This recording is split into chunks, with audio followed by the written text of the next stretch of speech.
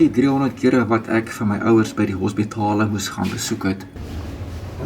Hallo, ek is nou hier so by die hospitaal om vir my maat te kom kuier. Sy het haar enkel gebreek en so ek gaan weer kyk hoe dit daar gaan. Dit is nou al 3 weke wat ek dan in die hospitaal is. So tja. Ek wil weer die video uitgaan. Want ek het goed vergeet in die kar wat ek van my ma gebring het. Nou moet ek al die pad weer terugloop.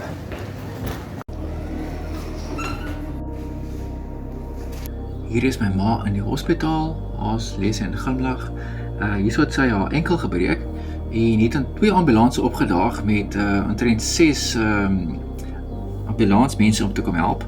Hier dra hulle na vir ma, my ma het by die agterdeur van haar slaapkamer, hier gaan hulle oor die erf op pad na die ambulans toe. Daar het ek vir ma gaan keer in die hospitaal en kry ek 'n klamp, kan jy dit glo?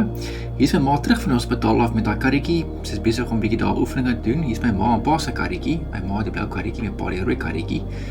Hier is my ma weer op pad terug na die hospitaal toe want haar enkel gee weer probleme. En 2000 rand later is sy terug by die huis. Daar is sy nou besig met die mooi blomme daar. My pa is intussen oorlede. Hy was 87 gewees. Hy het vir 30 jaar lank kanker gehad in rent. En daar is sy ryker op die tafel. Maar 'n bietjie rof gegaan na afloop tyd. En ons het 'n bietjie vir hom begrafnis gehou hier so by die huis. Daar was my pa toe hy jonger was. En my ouers was 53 jaar getroud gewees. Dis nogal baie lank getroud gewees. Het ons maak ons reg vir die begrafnis. Dit lyk amper soos die vlieghuis. Kyk hoe my stoel uitgepak op 'n groen mat. En hierso is my pa se kamer. Daar was sy rooi karretjie waarmee hy altyd rondgery het. Hierdie is 'n hospitaalbed wat so lekker kan oplig. En my pa is nou onlangs dood.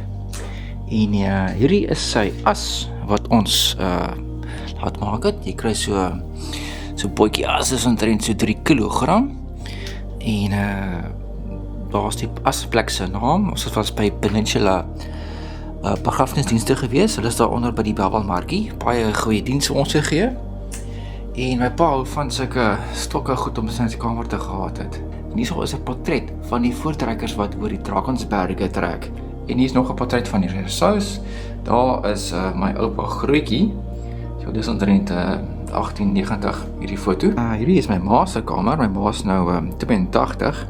Sy het haar enkel gebreek, haar linker enkel. En nou sy bed lê en sy staan in die hospitaal en nou moet ek na haar kyk en haar nappies nog goed omruil en haar was en haar aantrek en haar klere vir haar gee en haar kos vir haar maak. Hier is haar rolstoel. Ewe skielik het my hele wêreld omver gegooi. Hier is blomme wat nou al lank al dood gegaan het, maar dit ruik nog steeds baie lekker. So my ma lees vreeslik baie boeke. Elke dag lees sy 'n ander boek. En ja, dit gaan maar taaf hierso by Huis Rousseau. En om na jou ouers te kyk is nie 'n grap nie. Mense wat ouer as 50 is, sal weet as jou ouers saam met jou in huis bly, hulle het baie aandag nodig. Ons het daarom 'n voltydse nurse wat help. En sien julle in die volgende video. Bye!